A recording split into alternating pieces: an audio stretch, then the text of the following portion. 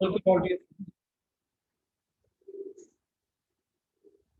Today we will discuss the next C part of unit number 3 as alcohols.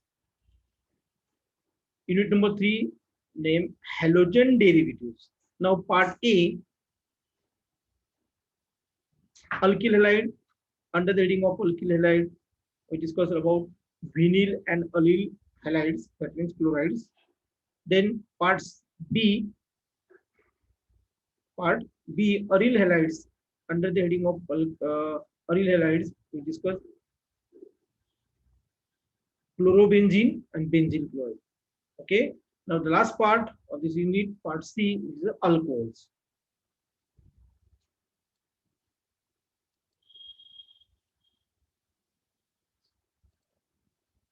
Okay. Now first, what is alcohols? Alcohol काय आहे हे आपण पाहू आता. तर आता मित्रांनो,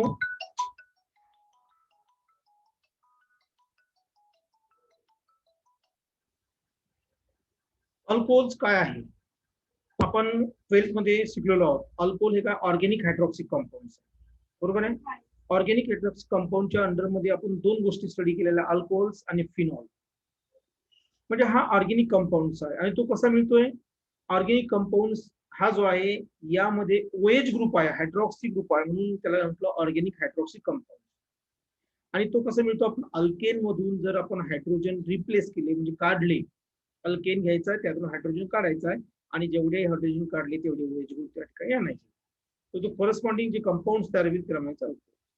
so define alcohols, the organic compounds which are obtained by replacing one or more hydrogen atoms. एक किंवा त्यापेक्षा जास्त हायड्रोजन ॲटम करायचे, replacing one or more hydrogen atom from alkane by same number of hydroxyl group. म्हणजे जेवढे तुम्ही hydrogen remove केले असेल तेवढेच हायड्रॉक्सिल ग्रुप, OH ग्रुप त्या ठिकाणी आणायचे. Such organic compounds are known as alcohols. Organic compounds which are obtained by replacing one or more hydrogen atoms from alkane by same number of hydroxyl group, OH group, are called as alcohol. So it is also known as called as hydroxyl derivatives of alkane. म्हणजे हा अल्केनचा hydroxyl group असलेला derivative आहे असं त्याचा अर्थ. Now depending upon the number of OH group, OH ग्रुपच्या संख्येवर किती OH ग्रुप आहेत यावर आपण काय करतो त्याचं क्लासिफिकेशन केलं. हे आपण सगळं 11-12 ला तुम्ही स्टडी केलेलं आहे. Depending upon the number of hydroxyl group, म्हणजे एक OH ग्रुप असेल तर monohydric alcohol, because you know that mono म्हणजे एक सिंगल. 2 असेल तर डायहायड्रिक अल्कोहोल, 3 असेल तर ट्रायहायड्रिक अल्कोहोल, 4 असेल किंवा त्यापेक्षा जास्त असेल तर त्याला म्हणायचं, 4 किंवा त्यापेक्षा जास्त असेल तर आपण त्याला काय म्हणतो, पॉलिहायड्रिक अल्कोहोल. असं क्लासिफिकेशन सुद्धा आपण घेतलं. आता यामध्ये आपल्याला शिकायचं काय? त्या यामध्ये आपल्याला हा 2 नंबरचा जो आहे डायहायड्रिक अल्कोहोल आणि 3 नंबर ट्रायहायड्रिक अल्कोहोल, हे 2 अल्कोहोल आपल्याला सिलेक्ट करायचे. प्रत्येकदा ऐका, अल्कोहोल्स मध्ये वेगवेगळे क्लास आहेत, यामध्ये 2च क्लास आपल्याला शिकायचे, एक डायहायड्रिक अल्कोहोलचा आणि एक ट्रायहायड्रिक अल्कोहोलचा. Okay. So now move towards first part, dihydric alcohol. Name itself suggests here dihydric. Di means 2, hydric means OH group, hydroxyl group. 2 OH group असलेला hydroxyl group. That means here the hydroxyl group which contain 2 OH alcohol which contain 2 OH group, right? The alcohol which contain 2 OH group, 2 hydroxyl group, such alcohols are known as a dihydric alcohol. कारण di म्हणजे 2 आणि hydric म्हणजे hydroxyl group, OH group. Now आता हा महत्वाचा part, it is also called as glycol. त्याला दुसरं नाव काय? ग्लायकॉल असं सुद्धा आपण याला नाव देऊ शकतो. It is also called as glycol.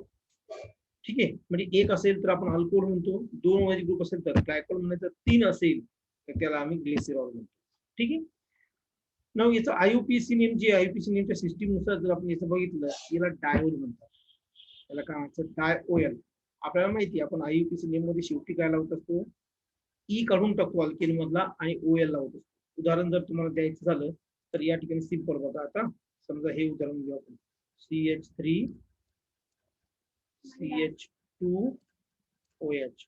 Okay मित्रांनो, याचं जे कॉमन नेम आहे ते कॉमन नेम आपण सरळ सरळ काय देतो? Ethyl alcohol. कॉमन नेम काय देतो आपण, इथिल अल्कोहोल असं कॉमन नेम आपण त्याचं देतो, बरोबर आहे. मग आता हा जो इथिल अल्कोहोल आहे याचंच नाव आपण, याचा पॅरेंट बोलू, याचा पॅरेंट कोण आहे, याचा पॅरेंट आहे इथेन, बरोबर आहे. मग हा जो ई असतो शेवटचा, हा शेवटचा ई आपण काढून टाकतो आणि त्या ठिकाणी लावतो OH. का बरं, इथे एकच OH ग्रुप आहे. मग समजा जर असं म्हटलं आपण इथे परत एक OH ग्रुप आहे, तर सरळ सरळ या ठिकाणी काय येईल, यामध्ये आपल्याला हा जो OH ग्रुप आहे या ठिकाणी डायओएल, DI डायओएल, म्हणून याचा आयुपीएसी नेम काय म्हटलं आपण, डायओएल हे याचं आयुपीएसी नेम आहे. कशाचं, या हायड्रॉक्सिल ग्रुपचं. ओके, म्हणजेच dihydric alcohol also known as glycol, and IUPAC name system नुसार they are named as diol. Okay, example OH CH2 जो मगाशी आपण आता काढला तो ethylene glycol. Okay, now what is the IUPAC name of ethylene glycol, 1,2-ethene diol. बघा, हा actually हा ई रिप्लेस केला तरी चालतो, यामध्ये DIOL असं नाव येईल.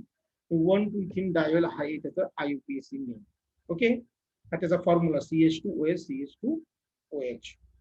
चला आता पुढे नेक्स्ट पार्ट, म्हणजे आपल्याला आता या डायहायड्रिक अल्कोहोलचे एक्झाम्पल खूप सारे येतील. म्हणजे आता इथे जर आपण दिली इथिलीन ग्लायकॉल, तसं प्रोपिलिन सुद्धा येऊ शकतं, ब्युटिलिन ग्लायकॉल येईल, इथिलीन ग्लायकॉल येईल, तसं असे त्यामध्ये पुढचे मेंबर सुद्धा आपल्याला त्यामध्ये पाहता येईल. परंतु आपल्याला या ठिकाणी आपल्या सिलेबस नुसार आपल्याला डायहायड्रिक अल्कोहोलचे एक्झाम्पल जे आहे ते इथिलीन ग्लायकॉल हे आपल्याला घ्यायचं आहे.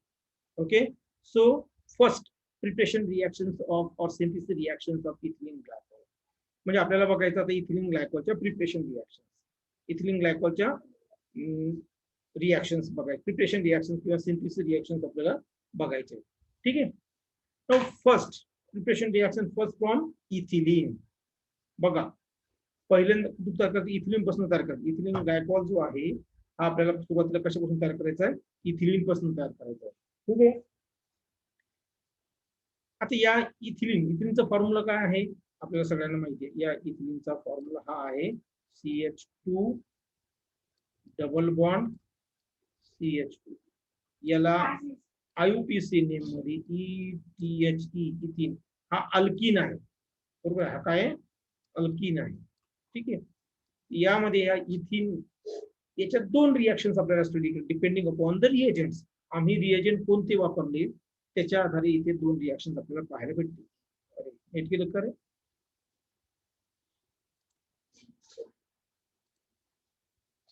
हॅलो, माझा आवाज येतोय?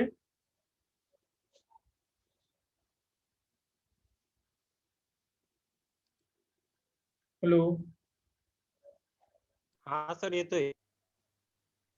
हो का, परत कमी झाला होता आवाज. येतोय सर. येतोय ना, बरोबर, ठीक. ओके,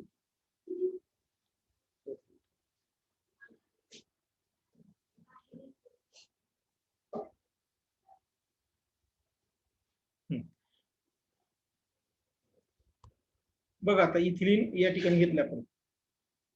हा जो इथिलीन आहे, फर्स्ट इथिलीन रिएक्ट विथ, पहिल्यांदा समजा इथिलीन आपण रिएक्ट करू हायपोक्लोरस ऍसिड सोबत, and then followed by react with the sodium carbonate, sodium carbonate ज्याला की आपण धुण्याचा सोडा म्हणतो ते सोबत. काय होतं बघा, ही एक रिएक्शन आहे, आणि दुसरी आहे ऑक्सिडेशन रिएक्शन. इथिलीनच घ्यायचा आणि त्याचं ऑक्सिडेशन करायचं. अशा दोन रिएक्शन आपण काय करू शकतो यामध्ये यूज करून आपल्याला रिएक्शन प्रिपरेशन रिएक्शन बघता येईल. First preparation of ethylene glycol from ethylene by using hypochlorous acid. बघा, HOCl हा hypochlorous acid. When it react with ethylene, हा सरळ सरळ बॉन्ड ब्रेक झाला, इथे ऍडिशन होतं, म्हणजे हा बॉन्ड ब्रेक झाला. या ठिकाणी हा बॉन्ड ब्रेक झाल्यानंतर सरळ सरळ इथे येईल OH ग्रुप याला अटॅच, आणि हा Cl ग्रुप याला अटॅच आहे. बघा इथे OH group. Okay, now this compound is known as ethylene chlorohydrin. याला म्हणतात इथिलीन क्लोरोहायड्रीन. इथे क्लोरीन पण आहे, OH ग्रुप पण आहे, म्हणून याला म्हटलं ethylene chlorohydrin. Now this ethylene chlorine react with aqueous sodium carbonate. React with aqueous sodium carbonate. Okay, aqueous sodium carbonate सोबत रिएक्ट केल्यानंतर काय होतं, यामध्ये हा Cl जो हा रिप्लेस होतो आणि ते OH बघा या ठिकाणी. And now that means this is CH2H. So this compound is known as ethylene glycol. Ethylene glycol. Okay, म्हणजे अशा पद्धतीने यामध्ये ही फर्स्ट प्रिपरेशन आहे by using hydrochlorous from ethylene. Now next, आता दुसऱ्या पाहू आपण. ही फ्रॉम इथिलीनच preparation of ethylene glycol from ethylene, no doubt, but by using oxidation reaction. मित्रांनो, आपल्याला माहिती आहे ऑक्सिडायझिंग एजंट आपण वेगवेगळे वापरतो. आपण nitric acid as a use as an oxidising agent, त्याच्यानंतर अल्कलाइन KMnO4, त्याच्यानंतर आपण पोटॅशियम डायक्रोमेट घेतोय, ऍसिडिफाईड पोटॅशियम डायक्रोमेट घेतो, असे वेगवेगळे ऑक्सिडायझिंग क्रोमिक ऍसिड वापरतो. ओके, त्यामधलं आता आपण काय घेतलं, अल्कलाइन KMnO4, पोटॅशियम परमॅग्नेट म्हणतात त्याला, पोटॅशियम परमॅग्नेट. आपल्याला काय करायचं, या पोटॅशियम परमॅग्नेटचं रिएक्शन करायची या इथिलीन सोबत. So what happen, it undergoes oxidation as well as hydrolysis. म्हणजे काय होतं पहा, यामध्ये हा हा O आणि यामध्ये जे हायड्रॉक्सिल ग्रुप वॉटर जे आहे तो काय होतो, इथे कमी होतो. म्हणजे हे जर आपण असं बघितलं, H2O आणि हा O या दोन्हीची रिएक्शन या ठिकाणी आपल्याला ट्वाइस OH फॉर्म होतो. आणि हा इथे या कार्बनला एक या कार्बनला एक दिसते आपल्याला, 2 OH ग्रुप आहे. म्हणजे थोडक्यात काय, 2 हायड्रोजन, एक ऑक्सिजन आणि हा एक ऑक्सिजन, असं या ठिकाणी काय. आता हा ऑक्सिजन जो आपण असं चौकडी दाखवतो, याचा अर्थ काय असतो माहितीये का, याला म्हणायचं नेसंट ऑक्सिजन.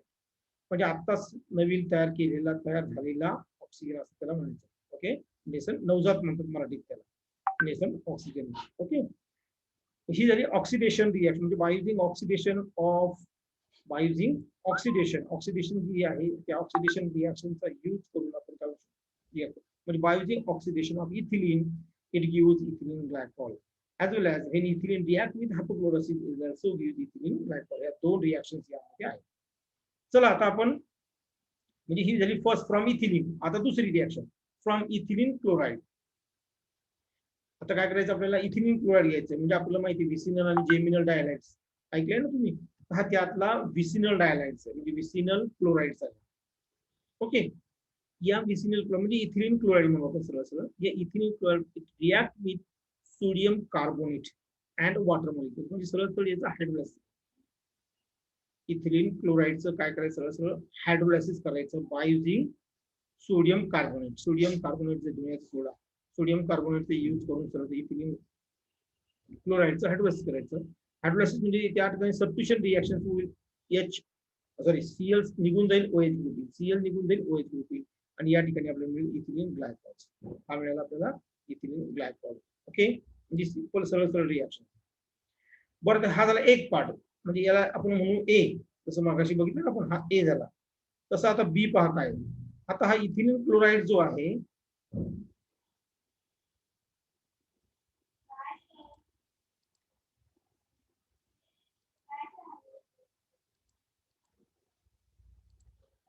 इथिलीन क्लोराइड जो आहे, हा ethylene chloride it get first convert into ethylene diacetate. काय करायचं पहा, इथिलीन डायॲसिटेट मध्ये काय कन्वर्ट करायचं. म्हणजे थोडक्यात या ठिकाणी हा जो Cl आहे हा काढून टाकायचा आणि त्या ठिकाणी ऍसिटेट ग्रुप आणायचा. कोणता ग्रुप आणायचा, ऍसिटेट ग्रुप त्या ठिकाणी आणायचा. म्हणजे CH3CO हा जो ग्रुप घेतोय आपण, तर त्यामध्ये CH3COO हा ग्रुप आपल्याला त्या ठिकाणी काय करायचा आहे, आणायचा आहे. Okay, now here so first ethylene chloride it react with potassium acetate. हे बघा, हा पोटॅशियम ऍसिटेट आहे का, CH3COOK म्हणजे potassium acetate. so it react with potassium acetate, then it gives ethylene diacetate. म्हणजे हा मिळाला आपला इथिलीन डायॲसिटेट. बघा ना, हा ऍसिटेट ग्रुप आहे आणि हा ऍसिटेट ग्रुप आहे. किती ग्रुप ऍसिटेटचे, 2 आहेत, म्हणून त्याला काय नाव दिलं, डायॲसिटेट. कोणतं डायॲसिटेट, इथिलीन डायॲसिटेट.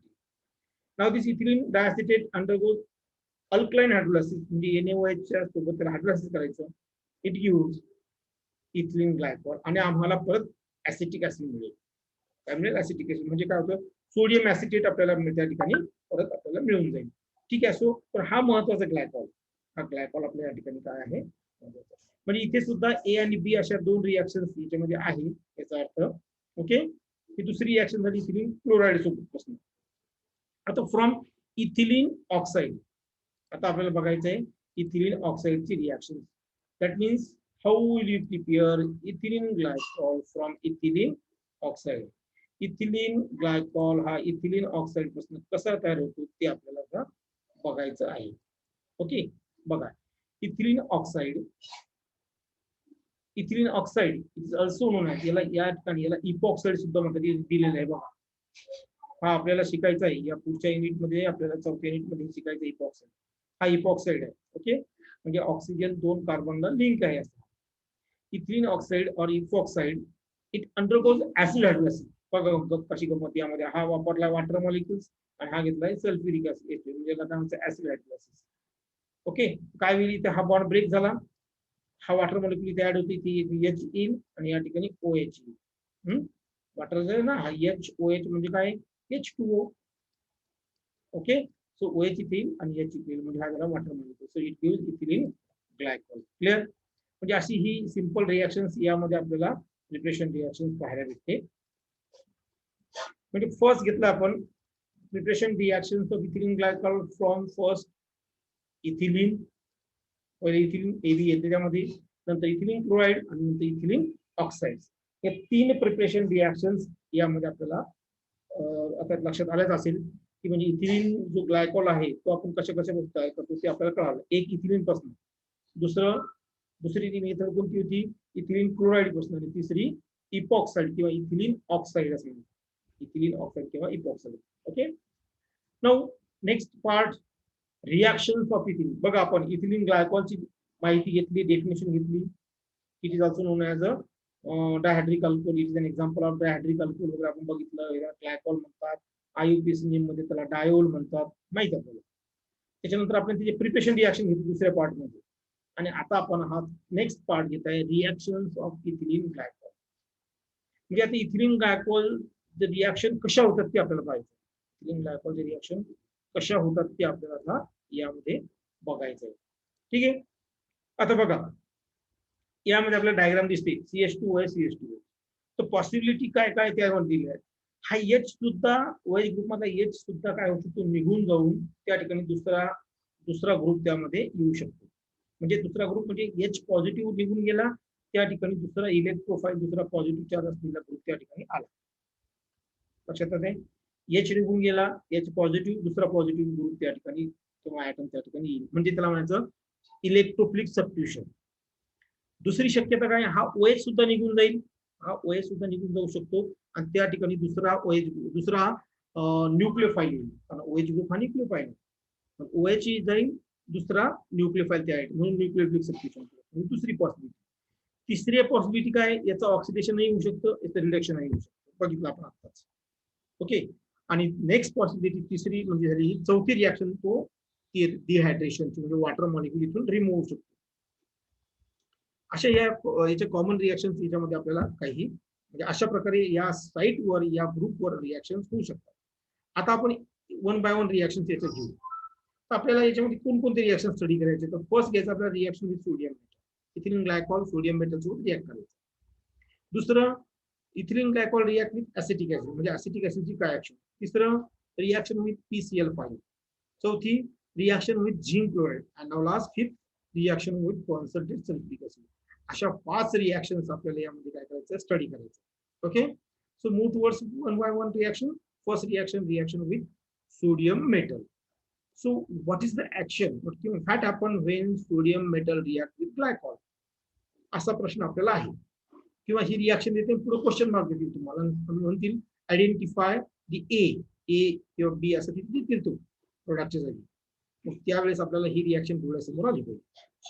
काय आहे, इथिलीन ग्लायकॉल और glycol react with sodium metal at about 323 kelvin. 323 केल्विनला आपण हा ग्लायकॉल जो हा रिएक्ट करतो सोडियम मेटल सोबत. देन व्हॉट हॅपन, मग त्यावेळेस काय होईल, आता आपण बोललो की हा H निघून गेला आणि हा Na त्या ठिकाणी, म्हणजे ही reaction electrophilic reaction, electrophilic substitution reaction. ही कोणती रिएक्शन होईल या ठिकाणी, इलेक्ट्रोफाईलची आहे. या H निघून जाईल आणि हा हा Na त्या H जागा गेली बघा इथे. ओके, म्हणजे ही जी रिएक्शन आहे ही कोणती, इलेक्ट्रोफिलिक सबस्टिट्यूशन रिएक्शन. सो किती सोडियम आले हो, एक, म्हणून नाव काय दिलं, मोनोसोडियम ग्लायकोलेट. ओके, आता परत दुसऱ्या OH ग्रुप मधला सुद्धा आपण हायड्रोजन रिप्लेस करू शकतो या Na ने, पण थोडं टेम्परेचर आपल्याला काय करावं लागेल, इन्क्रीज करावं लागेल. That means again monosodium glycolate react with sodium metal at about 433 Kelvin. It gives disodium glycolate. म्हणजे हा सुद्धा याची निघून गेला तिथे, पण टेम्परेचर मात्र अशा वेळेस आम्हाला काय करावं लागेल, इन्क्रीज करावं लागेल. That means when sodium react with glycol at different condition, that means 323 Kelvin first, so it gives monosodium glycolate. Again it react with sodium metal at 433 Kelvin, it gives disodium glycolate. बरोबर आहे. म्हणजे या ठिकाणी आपल्याला या reactions जे आहेत sodium metal तिथे सबस्टिट्यूट होताना दिसतो, आणि ही जी रिएक्शन आहे ही रिएक्शन आहे substitution reaction, electrophilic substitution reaction. इथे या ग्रुपवर होणारी ही reaction. Okay, electrophilic substitution reaction. चला दुसरी रिएक्शन कोणती आहे, रिएक्शन विथ ऍसिटिक ऍसिड बघू आपण. Reaction with acetic acid. आता जनरली आपण ह्या रिएक्शन स्टडी केल्या बघा, तुम्हाला माहित असेल कार्बोक्सिलिक ऍसिड काय करतात, कार्बोक्सिलिक ऍसिड हा जो हा अल्कोहोल सोबत जर रिएक्शन केली तर आपल्याला इस्टर मिळते. ही रिएक्शन तुम्ही जरा त्याला इस्टेरिफिकेशन म्हणतात, त्याला काय म्हणतात, esterification. Okay, this reaction take place in presence of sulphuric acid, concentrate sulphuric ऍसिडच्या प्रेझेन्स मध्ये ही रिएक्शन करतात. कारण का बरं, कारण सल्फ्युरिक ऍसिड हा डिहायड्रेटिंग एजंट, वॉटर रिमूव्ह करणारा एजंट आहे म्हणून. आता इथे तसंच घडलं बघा, तीच रिएक्शन यामध्ये आहे. हा इथिलीन ग्लायकॉल आहे, CH2OH CH2OH, दोन मॉलिक्युल्स या ठिकाणी घेतले कशाचे, ऍसिटिक ऍसिडचे. दोन मॉलिक्युल जे ऍसिटिक ऍसिडचे या ठिकाणी काय होईल, असं म्हणू आपण हा OH आणि हा H निघून गेला, म्हणजे या ठिकाणी काय येईल, CH म्हणजे CH3CO बघा, हे असं हा ग्रुप इथं आला, या O ला अटॅच काय एवढं. सेम इथं तसंच दुसऱ्या ठिकाणी सुद्धा तसं. म्हणजे किती या ठिकाणी ऍसिटेट किती आले, दोन ऍसिटेट आले. कुठे आले, या ग्लायकॉल मध्ये, म्हणून ग्लायकॉल ऍसिटेट असं नाव पण बघा किती सिंपल असतात. हे ग्लायकॉल आहे म्हणून ग्लायकॉल दिले. हा ग्रुप कोणता, CH3CO group is non as acetate group. म्हणजे CH3COO हा ऍसिटेट ग्रुप आहे म्हणून नाव काय दिलं, डायऍसिटेट, ग्लायकॉल डायऍसिटेट असं त्याला आपल्याला नाव देता येईल. Clear, glycol diacetate. Okay, now next part बघा, रिएक्शन विथ म्हणजे तिसरी रिएक्शन फॉस्फरस पेंटॅक्लोराइड. आता या रिएक्शन घेतल्या आपण, PCl5 सोबतची रिएक्शन आपण बरेच वेळ बघितली. हा काय करतो, OH ग्रुपला रिप्लेस करतो. हा Cl या ठिकाणी PCl5 मधला OH ग्रुपला काढून घेण्याचं काम करतो, रिप्लेस करण्याचं काम करतो.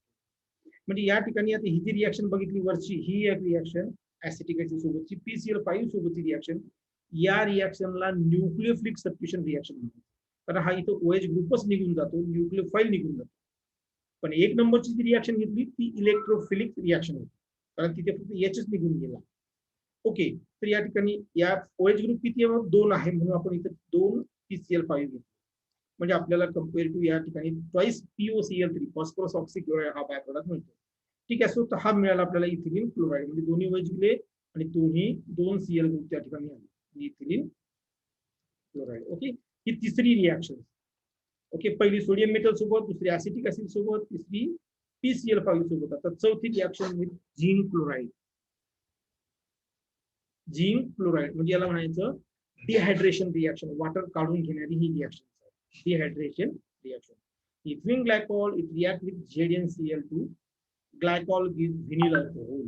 फर्स्ट बघा, हा H हा OH आणि हा H निघून गेला वॉटर मध्ये, मग याचा एक बॉन्ड फ्री झाला कारण या ठिकाणी कार्बन वरचा OH गेला. तसंच या ठिकाणी इथे बघा, हा जो ऑक्सिजन आहे या ऑक्सिजनवर इथला हायड्रोजन शिफ्ट या ठिकाणचा, आणि इथे डबल बॉन्ड तयार, हे असं दिसतं. ओके, हे असं पद्धतीने. म्हणजे या ठिकाणी काय झालं, इथला हायड्रोजन जो हा OH ग्रुपवर आला, O आणि इथला H गेलेला आहे.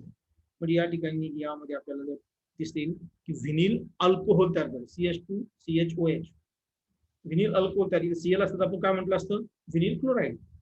हा व्हिनिल अल्कोहोल आहे. नाउ दिस व्हिनिल अल्कोहोल अंडरगोज टॉटोमेरिझम, म्हणजे याची जास्त रिअरेंजमेंट होती मॉलिक्यूल मध्येच. कशा पद्धतीने रिअरेंजमेंट होती, आता इथे पहा. यामध्ये हा जो आहे, आता इथे या ठिकाणी बॉन्डिंगचा विचार जर केला आपण, या ठिकाणी बॉन्डिंगचा विचार जर केला तर 1 2 3 4 हे बॉन्ड्स, पण आपण आता हा हायड्रोजन काढून टाकायचा असं ठरवलं तर यामध्ये काय होईल, डबल बॉन्ड फॉर्म होईल. पण त्याच वेळेस हा जो आहे हा CH3 मध्ये कन्वर्ट होईल. हा जो आहे CH3, म्हणजे थोडक्यात आता थोडं करेक्शन असेल, यामध्ये करेक्शन आहे बघा. हा H जो आहे ना, हा H काय करायचा आहे, हा बॉन्ड हा H इथे ट्रान्सफर करायचा, म्हणजे इथे CH3. ओके, पर्यायाने या H चा एक बॉन्ड फ्री झाला, हा जो आहे हा बॉन्ड ब्रेक होऊन जाईल पाय बॉन्ड यातला, आणि या ठिकाणी होईल डबल बॉन्ड फॉर्म. म्हणजे थोडक्यात काय, H पॉझिटिव्ह जो इथे येईल, ही पेअर हा ऍक्सेप्ट करेल, या कार्बनवर या ठिकाणी पॉझिटिव्ह चार्ज येईल आणि या ऑक्सिजनवर निगेटिव्ह, कारण इथला H पॉझिटिव्ह गेलाय, हायड्रोजन पॉझिटिव्ह निघून गेला, ऑक्सिजन निगेटिव्ह येईल, म्हणजे इथे येईल डबल बॉन्ड. तर हे असं इथे पाहिजे CH3 हे करेक्शन करून घ्या. CH3CHO म्हणजे कोण, ऍसिटाल्डिहाइड, काही हा ऍसिटाल्डिहाइड. ओके, आता हे जर बंद पडलं एका मिनिटामध्ये, लक्ष द्या सर्वांनी, तर आपल्याकडे अजून 10 मिनिटं आहे. सर्वांनी काय करायचंय, परत याला रिजॉईन करा. आपल्याकडे 12 मिनिटं जवळपास आपल्याला बाकी आहे. सर्वांनी काय करायला, रिजॉईन करायचं, म्हणजे एक टॉपिक आपला तेवढा होऊन जातो. ओके, ही जी चौथी रिॲक्शन होती झिंक क्लोराईड सोबतची, डिहायड्रेशन. बघा इथून काय झालं, वॉटर रिमूव्ह झालाय, याला डिहायड्रेशन रिॲक्शन आपण असं म्हटलं.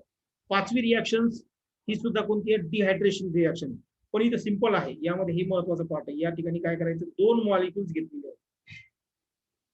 काय केले, दोन मॉलिक्युल्स घेतले इथिलीन ग्लायकॉलचे, आणि दोन मॉलिक्युल जे आहेत ते काय केले, रिॲक्ट केले एकमेकांसोबत in presence of concentrate sulphuric acid. Distillation म्हणतो आपण त्याला. जनरली जसं का आपण ऍसिड जे आहे कार्बोक्सिलिक ऍसिड त्याचं करतात, आणि त्यामध्ये आपल्याला अनहायड्राइड मिळतात वॉटर मॉलिक्युल रिमूव्ह, तशा पद्धतीची ही रिॲक्शन आहे. असो, बघा हा एक मॉलिक्युल आहे इथिलीन ग्लायकॉलचा, आणि हा दुसरा मॉलिक्युल इथिलीन ग्लायकॉलचा. ठीक आहे, ती पहिल्या मॉलिक्युलचा OH मधला H, दुसऱ्या मधला OH. मग या मॉलिक्युलचा H केला, इकडचा OH, इथला H, असे दोन वॉटर मॉलिक्युल रिमूव्ह होतात in presence of concentrated sulphuric acid. Now here sulphuric acid acts as a dehydrating agent. Dehydrating water molecule remove करणारा हा एजंट आहे, dehydrating agent. Okay, and now it get converted to cycle. बघा 6 member असलेली cycle तयार होईल, आणि दिस is non as, या सायकलला म्हणायचं 1,4 डायऑक्सेन. 1,4 का, तर बघा 1 नंबरला 2, 3 आणि 4 नंबरला काय आहे, ऑक्सिजन आहे, म्हणून 1,4 डायऑक्सिन असं याला आपण नाव देऊ शकतो.